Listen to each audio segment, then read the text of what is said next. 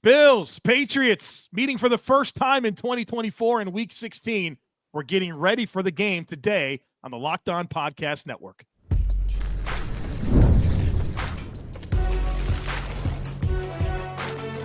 You are Locked On NFL Crossover, part of the Locked On Podcast Network.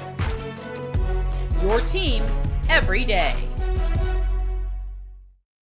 Welcome into this crossover Thursday episode of Locked On Bills and Locked On Patriots. We are proud members of the Locked On Podcast Network, your team every day, and we're thankful for our everydayers, those of you who make us your first listen every single day and never miss a single episode. Crossover Thursday is presented by Prize Picks.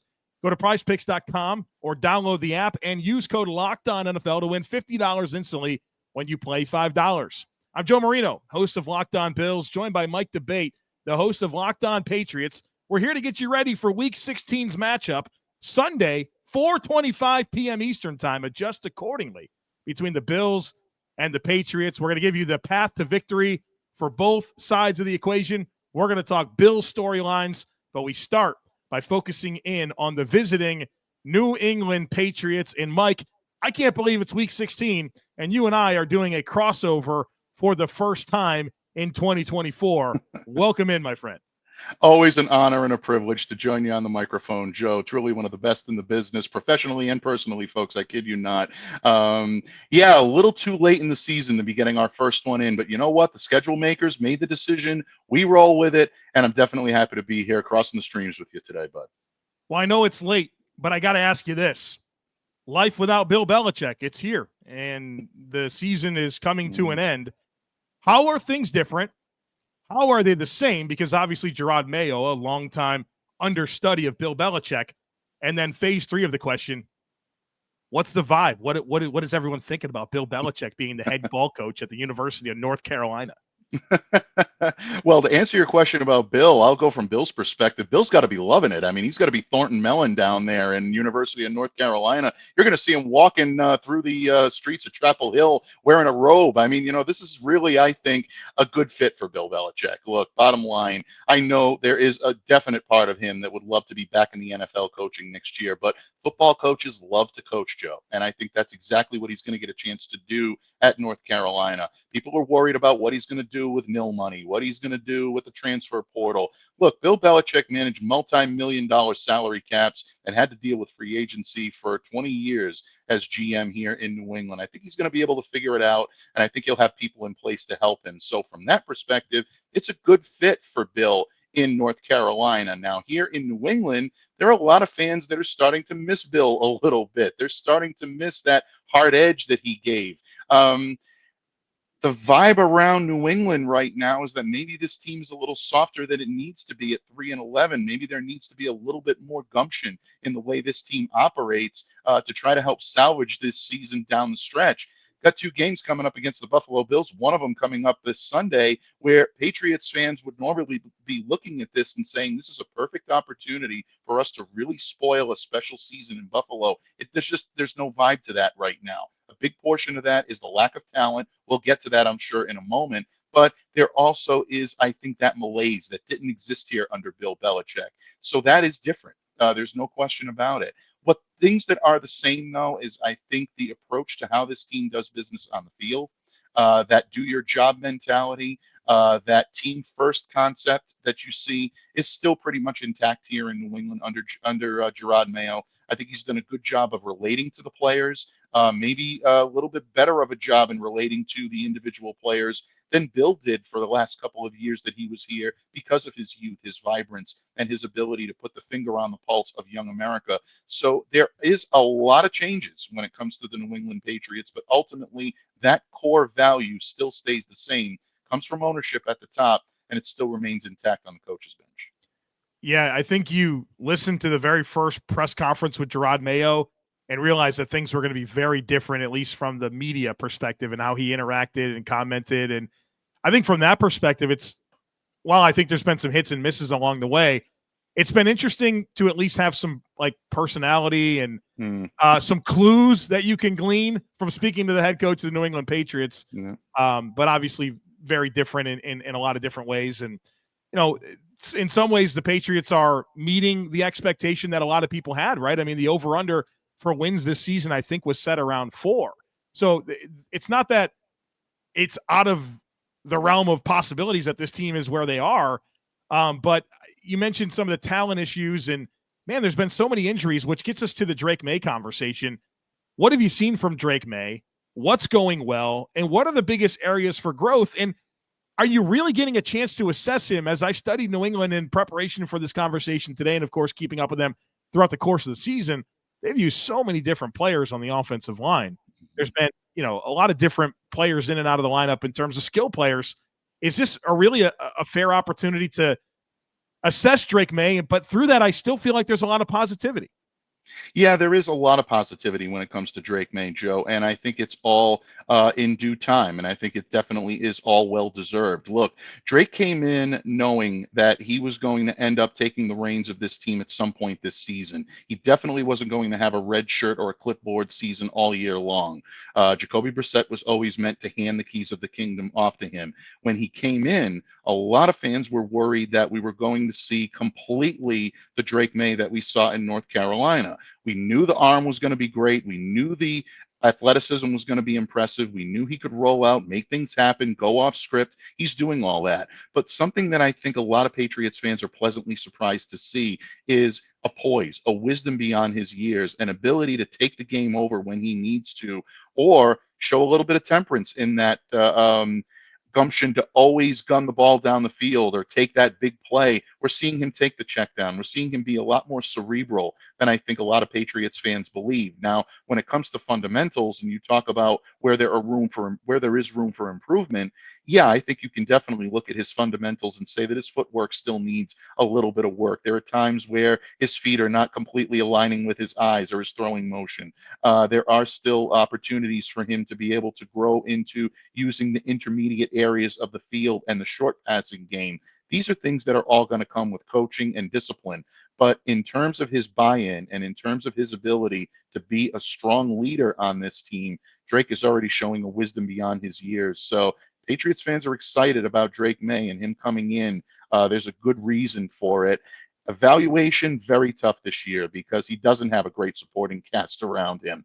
The offensive line has been a mess, for lack of a better term. I'll be very diplomatic and try to keep it because it is a family show, Joe, but they haven't been a pretty sight.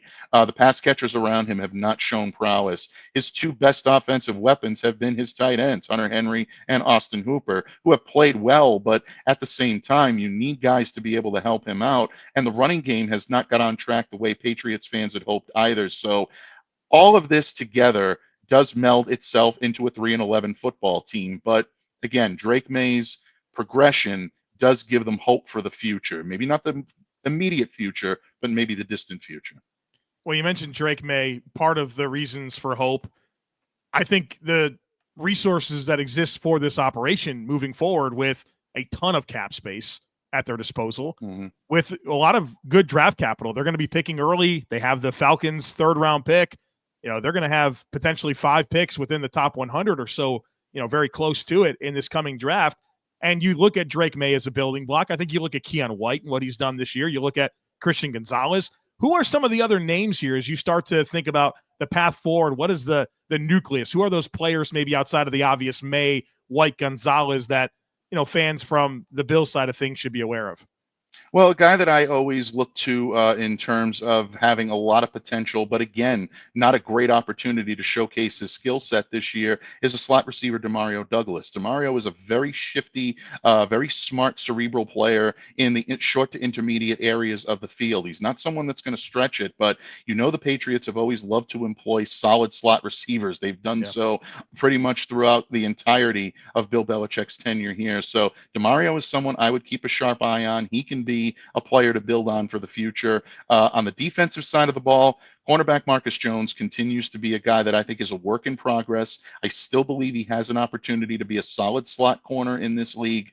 He is a dynamic weapon when it comes to the return game. So these are guys that the Patriots can try to build upon. But again, the regression that you've seen from New England this year, Joe, is very disheartening. And guys like Anthony Jennings and Jelani Tavai and Kyle Duggar, players that were supposed to be cornerstone players on this defense this year that have been healthy, but have not been able to, or at least overtly healthy, but haven't been able to really break through and have the type of season they need when guys like Christian Barmore and Jabril Peppers and Juwan Bentley are unavailable. So, yeah, there's a lot to go on. There's a lot to be able to build on.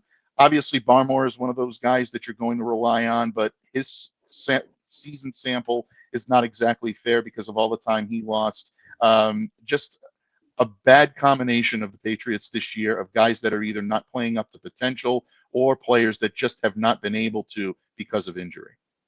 All right. We've covered some of the top storylines with the Patriots. On the other side of it, we're getting into the Bills side of things. Folks, be sure to stick with us. It's that time of year. The college football playoffs are back. And with the newly expanded 12-team format, it's guaranteed to be bigger and better than ever, bringing you all the hard-hitting and high-flying excitement that you love. TNT Sports coverage of the college football playoff begins December 21st, starting with the college football playoff kickoff show presented by AT&T at 11 a.m. Eastern. Leading into our first matchup, the Southern Methodist University Mustangs battling the Penn State Nittany Lions at noon. Then the Clemson Tigers look to upset the Texas Longhorns in a showdown at 4 p.m. Eastern. Don't miss a moment of the action. Watch the college football playoff presented by Allstate live on TNT, True TV, TBS, and Max.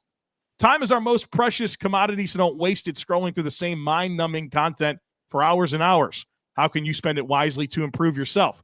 Our sponsor, Hillsdale College, is offering more than 40 free, that's right, free online courses, including Constitution 101, Introduction to Free Market Economics, The Rise and Fall of the Roman Republic, and a brand new documentary-style course on Marxism, socialism, and communism.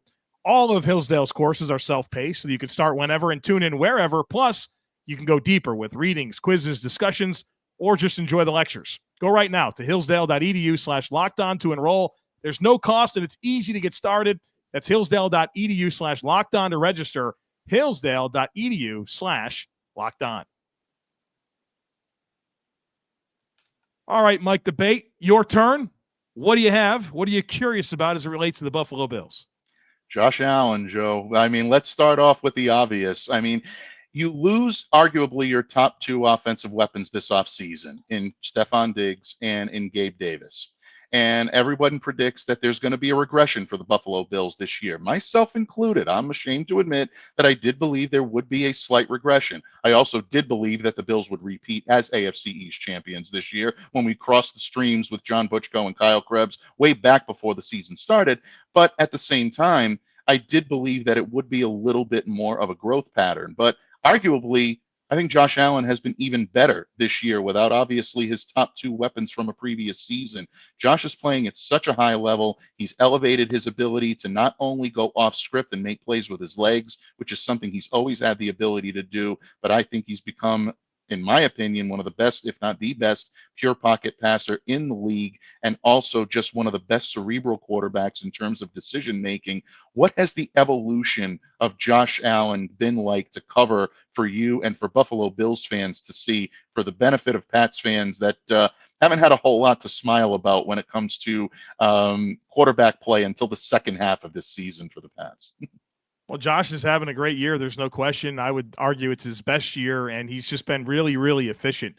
The efficiency uptick has been really pleasant to watch. And, of course, there's not really any turnovers. I mean, the turnovers are gone. And, even the times he turned over the football this year, it was like somebody fell down or it tipped off of a receiver's hands and into the hands of somebody else. He's really taking care of the football. And when you ask or you listen to Sean McDermott talk about the reasons why, he leans into, Josh is very deliberate about some goals that he set up for himself, and he's worked really hard to achieve them.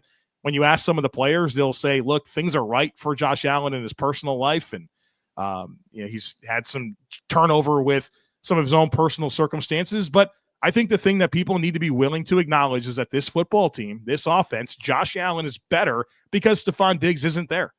And Stephon Diggs is a great player. He really is. The production was outstanding. But there's a freedom that exists with Josh Allen to simply run the play. Just run the play. It's no longer wondering if Stephon Diggs is getting his targets or if he's happy or how he's going to react to something. It's just run the play. Go to the guy that's open. And when you look at the Bills' passing distribution, it's crazy. I mean, it's like 8 different players with 20-something catches, right? There's Shakir certainly has his. He's kind of the go-to guy, but kind of the go-to guy, right? This is legitimately an everybody eats offense. It's not about any one player outside of Josh Allen. Of course, the whole thing's about Josh Allen. But, Bill Belichick said for 100 million years, how do you make an offense worse? Well, you figure out what the thing they do best is and take it away and make them play, left-handed. There's nothing in this offense that is so important that if you take it away, they can't function. Right. It's not about one guy. And not only structurally how that's been beneficial to Josh Allen, but again, the addition by subtraction. I'm not taking away anything from Stephon Diggs. I've said repeatedly, he gave the Buffalo Bills the greatest 4-year stretch of receiving production the organization's ever seen.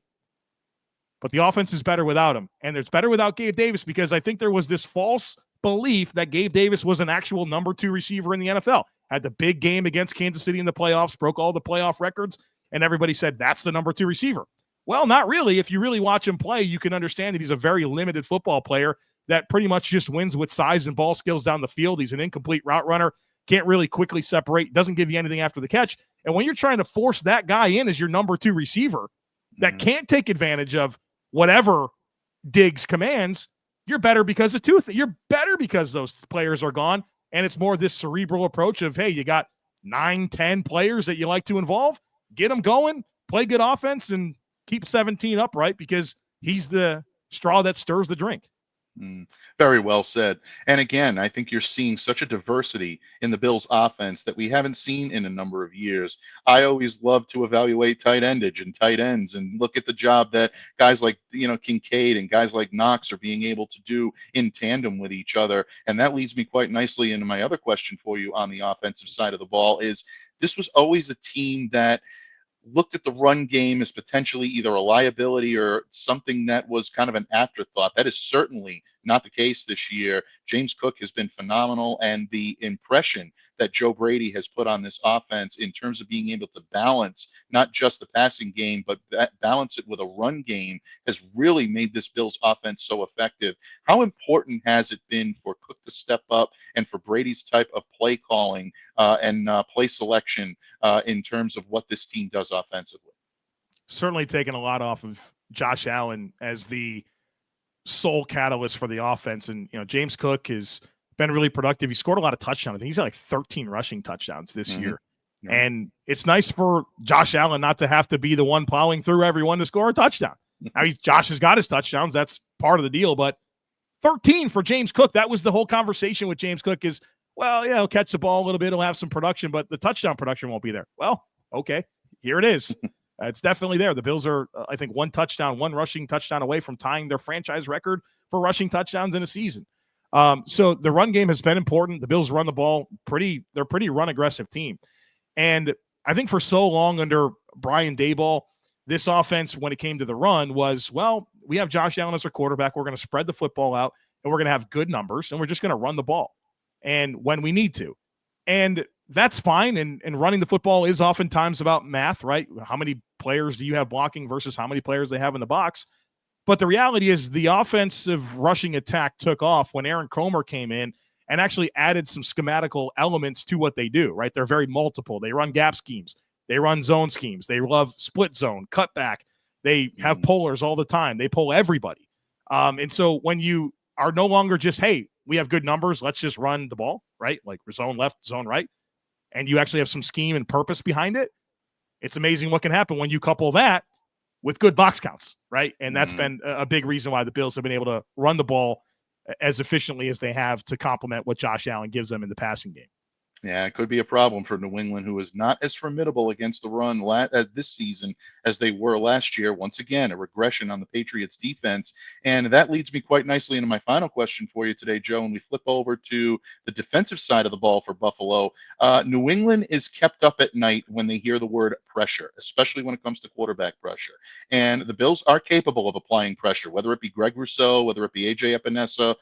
Von Miller has emerged again as someone who can apply pressure to quarterbacks.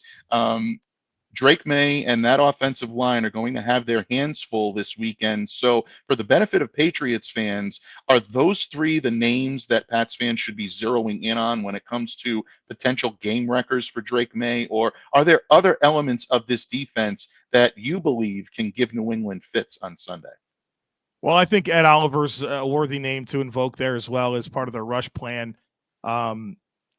I think the Bills are probably very average when it comes to rushing the passer. And I think that's when I get concerned about, all right, how far can this team really go? Obviously pretty far when you have Josh Allen, but what's the limiting part of it? It's probably their pass rush. It's probably the consistency of their defensive line. And I think that's been exactly the same answer for 5 years now. You know, the Bills have won a playoff game every year since 2020, but the reason that they haven't knocked off Burrow or Mahomes in the playoffs is because they haven't been consistent enough affecting those quarterbacks with their pass rush. So I'm very interested in seeing how things can heat up the rest of the way. They were really good against the Lions. Can that continue? Obviously, 3 games left in the regular season to maximize your rush plan, but I think they're just average. They're not terrible. They're not great. They're just average. And so against a Pats team that candidly has not done well to protect their quarterback, I think the Bills pass rush will probably look a little better than it really is. But that is definitely a storyline, and they're a little bit more multiple lately with their coverage. They've run a little bit more man, which is quite the shift, right? A very zone heavy team. So kind of coupling, and I'm sure with Drake Maye at quarterback, they'll have their own stuff for him, right? First meeting between McDermott and May. I'm sure you will see a good variety of looks, but man coverage, daring those receivers to win, coupled with, okay, we might be a little aggressive with our rush plan to kind of take advantage. I think that's the recipe for the Bills on Sunday, and it may be effective, but the translatability of that into the postseason, I think, is something to watch for the Bills the rest of the way. All right, folks, we're getting into the path to victory for both sides of the equation, and I have a very important question for Mike that he doesn't know about coming up here in just a moment, so be sure to stick with us. Get ready to tackle the NFL action with FanDuel, America's #1 sportsbook, because right now, new customers can bet $5 and get $150 in bonus bets if you win. The FanDuel Sportsbook app gives you everything you need to place live bets on the NFL all in one place. So when you get a hunch in the middle of the game, you can check out the latest stats, view live play-by-play, and so much more on the same page where you place your bets. Just visit FanDuel.com to join today. You'll get started with $150 in bonus bets if you win that first $5 bet over at FanDuel. And maybe you've taken a look at some of the lines for Bills Patriots. The Bills, as things currently stand, as of the recording of this podcast, the Bills are 14-point home favorites. The over-under for this game set at 46.5. The Bills team over-under. This is where I've done well here on FanDuel with betting the over for the Bills team points, as they've scored 30 or more in the last 8. They have it at 30.5. So if they get to number 9, which would be a new NFL record on Sunday, then the over would hit, and I'm going to ride that. So never waste a hunch and make every moment more with FanDuel, an official sportsbook partner of the NFL. I'm Joe Marino, host of Locked On Bills, joined by Mike Debate, the host of Locked On Patriots, here for a crossover Thursday preview of Bills Patriots. And crossover Thursday is presented by Prize Picks. Download the app and use code LOCKEDONNFL to win $50 instantly when you play $5. It's time to talk path to victory, but Mike, I teased that I had a very important question for you, and it's time for me to ask that question. I'm not sure if you saw this, but the Bills have announced that they are debuting a new uniform combination for this game. And it's not anything that's never been seen before, but it is a combination that we haven't. It's the same white helmet that you typically see. It's their red color rush jersey. So just imagine a regular Bills jersey. Instead of it being blue, it's red, but it's with white pants, the typical white pants that they would normally wear. So white hat, red jersey, white pants. A lot of Bills fans are saying, you know what? That looks to me like the old Patriots uniforms. And my question for you is, like, does your mind go there when you see, I don't know if you've seen them or not, but does your mind go there? I'm a big uniform guy, so I'm sorry if I'm dragging you into this. So welcome to this conversation. But I'll answer this for myself, because when I think about my early Patriots memories, I think about Drew Bledsoe in a silver helmet and kind of a royal blue jersey. You know what I'm talking about? That's what I think. I don't think about Andre Tippett. and whatever those, I like seeing the throwbacks. I think they're good, but I don't associate the two. I'm curious for your take on this. Yeah, I think Patriots fans noticed that right away. As a matter of fact, my good friend Nick Fitzy-Stevens over at WEEI said that did Pat Patriot know that his wardrobe was raided over the course of the last week? No, look, yeah, there are similarities. There's no question about it, especially with the white pants, with the red, white, and blue stripe.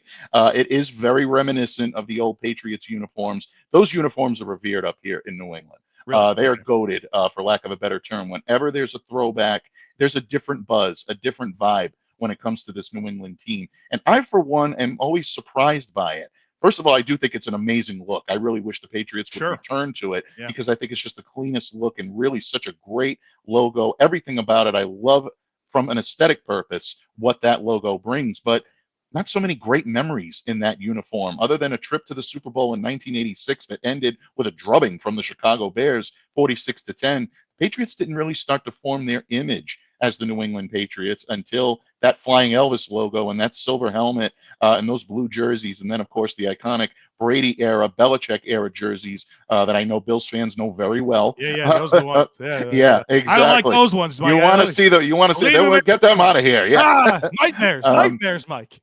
But bottom line, I think there are definite similarities. And, the Bills right now are the kings of the mountain. They have a right to troll the Patriots if they want to do it. We've certainly done our share in the past. So you can dish it out. We can take it. But it'll be good to see that uniform combination. It's just good that the Patriots didn't zero in taking those with them on the road, because that could have been a little difficult to see both teams in red jerseys, Joe. Yeah, it'd be tough to see. So they do this every December. They wear the Reds every December for, I think, the game that's closest to Christmas. So I don't know. I don't know if it's a true troll job or whatever. You said Flying Elvis? Is this? I've never heard this phrase. Is that what we call? Patriots fans will tell you that logo right now that is on the Patriots helmet currently is affectionately known as the Flying Elvis. The designer, the graphic designer that designed the logo, apparently had the image of Elvis Presley in his head when he designed the face for that Patriot Minuteman, that flying image of the Minuteman hat. So, yeah, that's what it's called here in New England. Buffalo fans, some Buffalo fans may know that, but may have just given your listeners a little wisdom and counsel they didn't have before. Well, listen, I can hear Ross Jackson in my ears right now saying you're supposed to do keys to victory in segment 3. So, Mike Debate, let's do keys to victory here. When you think about the Patriots on the road, 14-point dogs, what's got to go right here for them to pull off an upset? You mean besides praying for a blizzard? I mean, right now at this point, no, I'm kidding. Look, bottom line, if the Patriots want to be competitive in this game, they have to come out and they have to establish the run first. This is a team that is predicated on running the ball to try to open up things for Drake Maye in play action. If there is a situation where the Patriots can take advantage of some of the deficiencies the Bills have had when it comes to defending the run, they've got a shot. But see, the problem is, Joe, is that the Bills are always so far ahead. No team really gets a chance to try to exploit this. If the Patriots can keep it close early, they have a puncher's chance to maybe keep this one close and hang around a little bit. So get Ramondre Stevenson the ball, get Antonio Gibson the ball, try to make things happen for Drake Maye and see what happens. The second step to that is give the ball to Drake Maye and let him try to put the game in his own hands. Give him the opportunity to make plays. If the Bills are going to try to use zone to try to keep him from testing the deep ball, give him the opportunity to try to test the intermediate areas of the field, see what the kid can do. If they're going to play him in man, Drake has already proven on more than one occasion you need to account for his whereabouts when you're playing man-to-man. It's not all about covering the receivers. Drake can tuck the ball and run for big yardage. A couple of weeks ago, he had a 41-yard run against man coverage. So this is a kid that can make things happen in that open field. Not going to be easy because the Buffalo Bills are as fundamentally sound as any team in the league. And you mentioned the turnover differential, and you mentioned their inability to turn, or their lack of ability right now to turn the football over, which is a great thing for them to have. The Patriots have to try to adopt a little bit of that. That's my last key to victory. Don't turn the ball over, protect the football, and stop being penalized in key moments of the game. The Patriots have hurt themselves far too much with penalties on key offensive drives that could have resulted in surefire points, but then again have to be backed up because of inexperience and bad coaching in those situations. The Pats have to clean that up. If they hit all three of those, they might be able to keep this one within swinging distance. If they fail at any one of those three, the Bills are off to the races.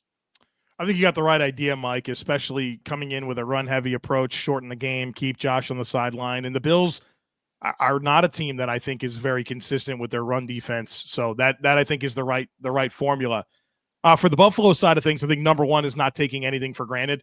I know that this is 3-11 versus 11-3. These teams certainly have different fates this year, but this is still a divisional game. And I'm old enough to remember the Patriots last year beating the Bills. And I think about it all the time. Mac Jones at a game-winning drive against the Bills. It happened, all right? And the results were not all that different with the Patriots, having a poor record, the Bills being the 2 seed in the AFC. One of their losses was to this Patriots team.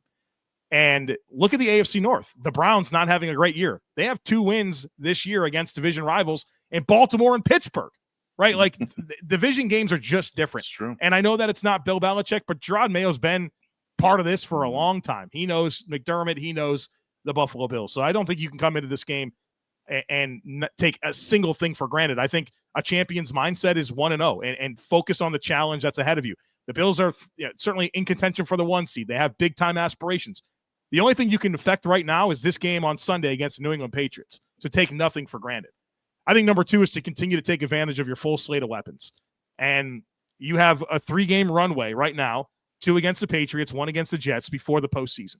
And making sure that you are established with how you want to move the football, right?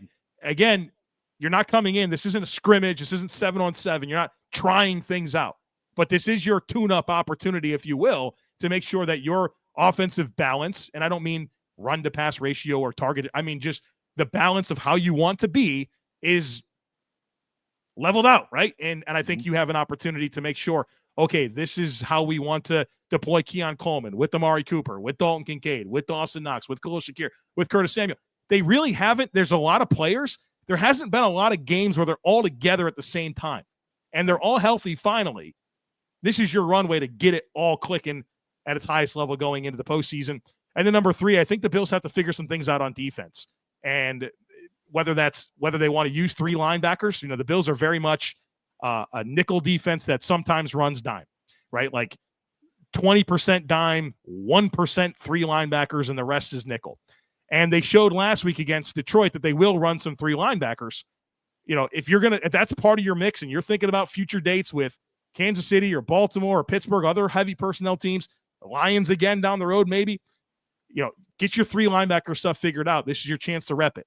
Are you still going to want to work on your dime? Is Cam Lewis your best dime back? Figure that out. And then the Bills, I think, have been just mediocre on third downs. I think they're around 20th in third down stop percentage on defense. And I think Drake Maye's best stuff, when I'm most impressed with Drake Maye, is like, oh my God, some of his best moments come on high leverage downs, like third downs. And that goes back to North Carolina. In the preseason, it stood out to me. It stood out to me at times watching him this year, where the Bills sometimes, like 3rd and 11 is like the worst down they could possibly be in. So I think figuring some of this stuff out and how you want to play in these situations so that you're optimized going into the postseason is absolutely critical. So take nothing for granted. Continue to use your full slate of weapons in the offense, and then kind of fine tune your defensive philosophy.